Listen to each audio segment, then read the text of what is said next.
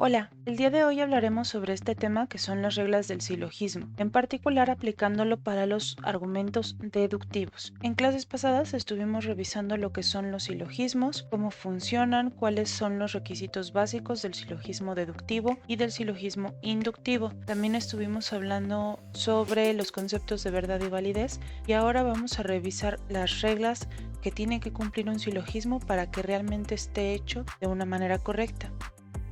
Antes de empezar a analizar lo que son las reglas del silogismo deductivo, recordemos qué es un silogismo. Un silogismo es una estructura lógica mediante la cual podemos crear argumentos. Un ejemplo de silogismo es el que tenemos en pantalla. De hecho, este es el ejemplo clásico del silogismo. Premisa 1. Todos los hombres son mortales. Premisa 2. Sócrates es un hombre. Conclusión. Entonces Sócrates es mortal. Si se fijan, lo que estamos haciendo con esta estructura es ir explicando de dónde sale cada uno de los elementos que conforman a la conclusión para poder llegar entonces a ella de una manera que sea coherente y que sea organizada. La idea principal del silogismo es explicar las ideas principales, las conclusiones, de la manera más sencilla que se pueda y más evidente, a través de que las premisas sean explicaciones obvias.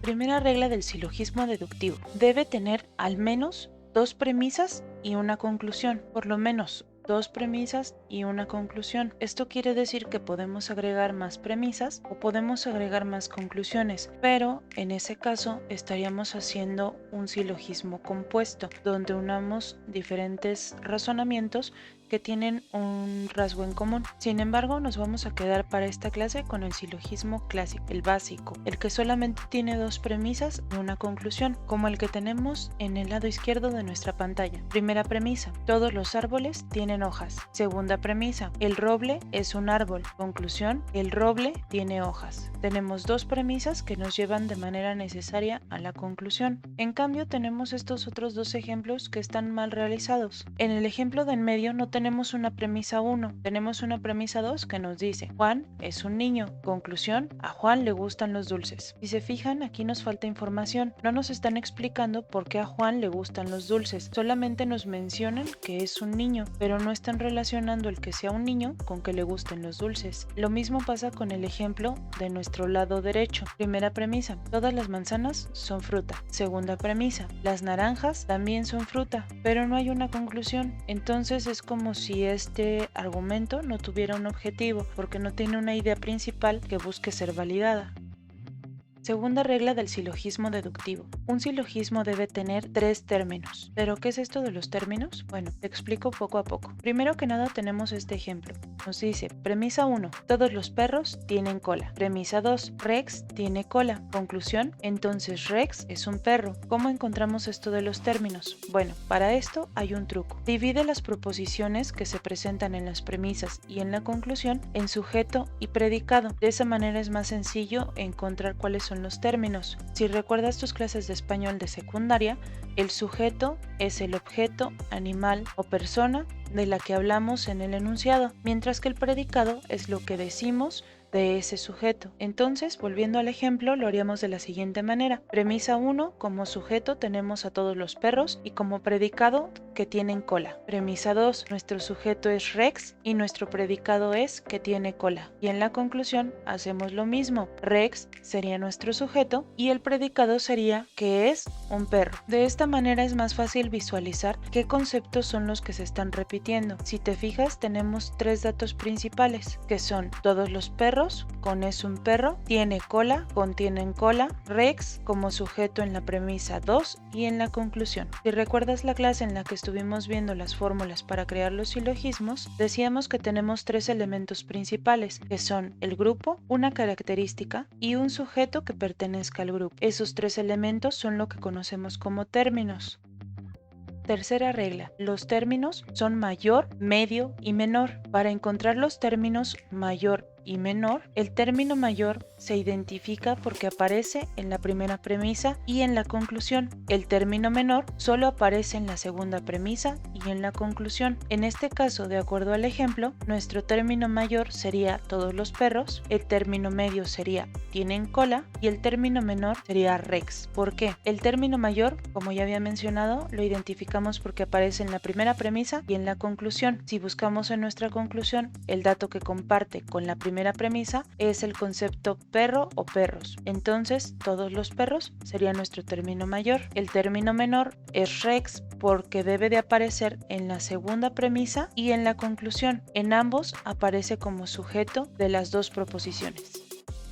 Regla número 4. El término medio debe aparecer en ambas premisas, pero nunca en la conclusión. El término medio tiene una función de enlazar a las dos premisas, es decir, sirve para relacionarlas, pero no es necesario que lo mencionemos en la conclusión, porque ya se mencionó en las dos premisas y ya se estableció entonces en las premisas cuál es la relación entre ellas. Por eso no es necesario que también se mencione en la conclusión, de tal manera que entonces ya teníamos identificado nuestro término mayor y nuestro término menor. Nuestro término mayor era todos los perros y el término menor era rex. Ahora, el término medio es el que aparece en las dos premisas, pero no en la conclusión. Si buscamos entre nuestros datos, lo único que se repite o el concepto que se repite en las premisas, pero no en la conclusión, es tienen cola y tiene cola. De tal manera que entonces en nuestra primera premisa siempre tiene que aparecer el término mayor y el término medio. En la segunda premisa deben aparecer el término menor y el término medio. Y en la conclusión únicamente aparecen el término menor y el término mayor. El término medio se usa como un enlace entre las premisas, pero se elimina antes de pasar a la conclusión, porque si lo mencionáramos sería redundante y no es necesario que lo mencionemos.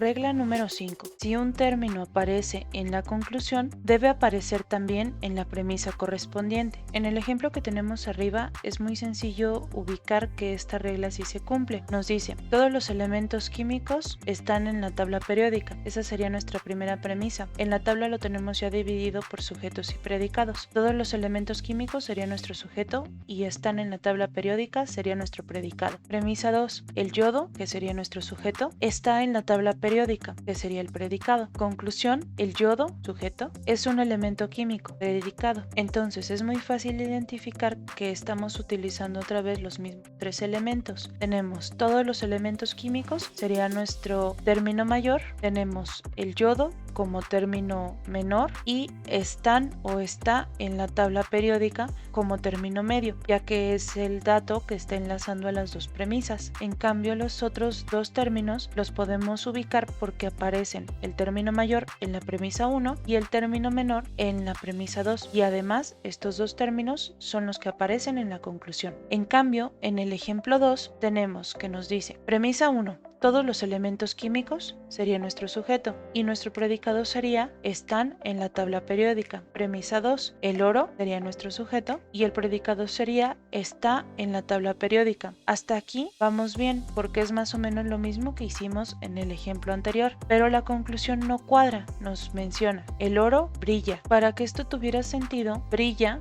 tendría que aparecer en las premisas, porque así parece que la conclusión no tiene una relación con las premisas, es decir, no nos están explicando en las premisas de dónde sale ese dato de que el oro brilla, porque no nos mencionan la palabra brilla en ninguna otra parte de las premisas. Por eso es importante revisar esta regla. Regla número 6. Debe haber al menos una premisa universal. Las premisas se pueden dividir de acuerdo al sujeto que incluyen en universales y particulares. Universales serán aquellas que se refieren a grupos, mientras que los particulares son aquellas premisas que hablan de solo ciertos sujetos o de un sujeto en particular. Además, también se pueden dividir en afirmativas o negativas dependiendo del sentido de lo que estén diciendo. Las premisas universales afirmativas las identificamos porque empiezan con las palabras todos, todas, las, los. Las premisas universales negativas las identificamos porque empiezan con las palabras ningunos, ningunas, ningún, ninguna. Las premisas particulares afirmativas las identificamos porque mencionan las palabras algún, alguna, algunos, algunas o nombres propios. Las premisas particulares negativas las identificamos porque incluyen las mismas palabras que en las premisas particulares afirmativas, pero adicionándole la palabra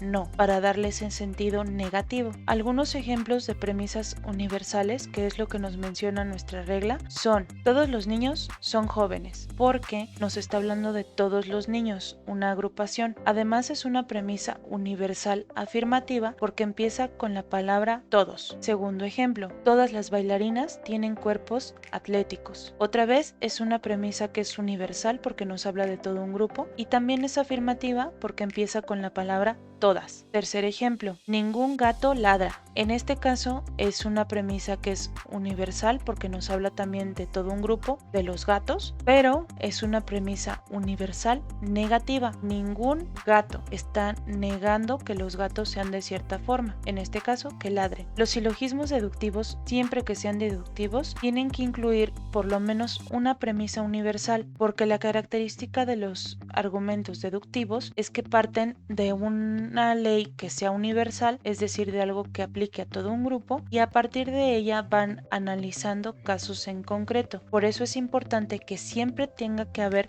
por lo menos una premisa universal para que haya un grupo al cual analizar y a partir de ahí analizar a los sujetos que componen a ese grupo.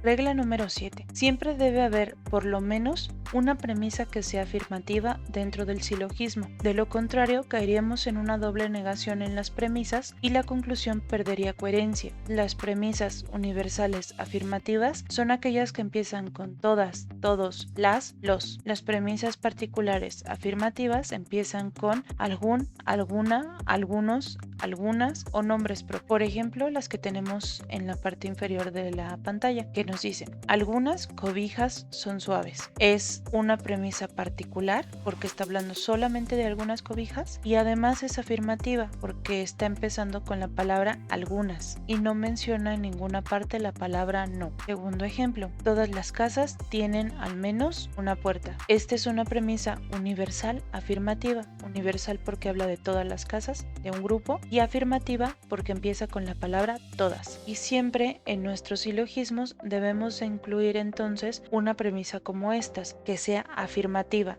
No importa si es universal o si es particular, pero por lo menos que haya una que sea afirmativa. Regla número 8. Si hay una premisa particular, la conclusión debe ser particular. Veamos el ejemplo. Premisa 1. Todos los cantantes tienen buena voz. Premisa 2. Algunas personas, digamos Juan y María, tienen buena voz. Como nuestra premisa 2 tiene una premisa particular, algunas personas nos está marcando, nos está empezando con algunas y además nos marca nombres propios, Juan y María. Entonces es una premisa que es particular. Por lo tanto, si esa premisa es particular, de acuerdo a nuestra regla, también la conclusión tiene que ser particular. Esto es importante sobre todo cuando el término medio es la característica que comparten el sujeto universal y el sujeto particular, es decir, el grupo y el individuo, porque entonces lo que vamos a eliminar como término medio es las características y por lo tanto a la conclusión llegarían el sujeto particular y el sujeto universal, y entonces para definir cuál de los dos va a ser el sujeto de nuestra proposición que forma la conclusión, hay que saber que entonces siempre va a tener preferencia como sujeto el sujeto particular por esta regla, es decir, vamos a poner como sujeto al individuo y vamos a poner como predicado al grupo, es decir, la relación que hay del sujeto con el grupo. Por eso nuestra fórmula nos queda así. Regla número 9. Si hay una premisa negativa, la conclusión también debe ser negativa. Pasa lo mismo que con las premisas particulares. Cuando hay una premisa particular, también la conclusión debe de ser particular. Con las negaciones pasa lo mismo. Si hay una negación dentro de las premisas, también tiene que aparecer en la conclusión. Pero ojo, recuerden, siempre tiene que haber por lo menos una premisa que sea afirmativa. Esto quiere decir que si solamente tenemos dos premisas, pues entonces si hay una negación, la otra forzosamente frase tiene que ser afirmativa. Por ejemplo, el caso que tenemos en pantalla que nos dice, premisa 1, nadie puede ver bien si tiene que usar lentes. Este es otro ejemplo de otra palabra que nos indica negación y que es universal. Nadie está hablando de todo un grupo y además está negando que puedan ver bien. Premisa 2, Pablo, sujeto particular, usa lentes. Entonces nuestra conclusión quedaría Pablo, que es nuestro sujeto particular, porque si hay una premisa particular, la conclusión también es particular. Después nuestra negación que teníamos en la primera premisa, en este caso con la palabra no, y la característica que teníamos en la primera premisa o el término mayor que sería puede ver bien. De esta manera entonces en la conclusión nos queda el término menor que sería nuestro sujeto particular, luego la negación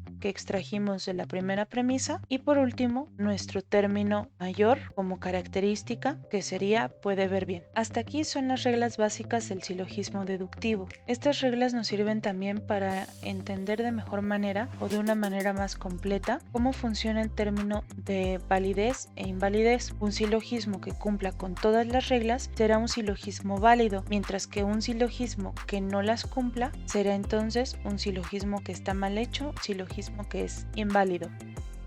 Por mi parte sería todo por la clase de hoy. Cualquier duda que tengan me pueden mandar un mensaje. Muchas gracias y hasta luego.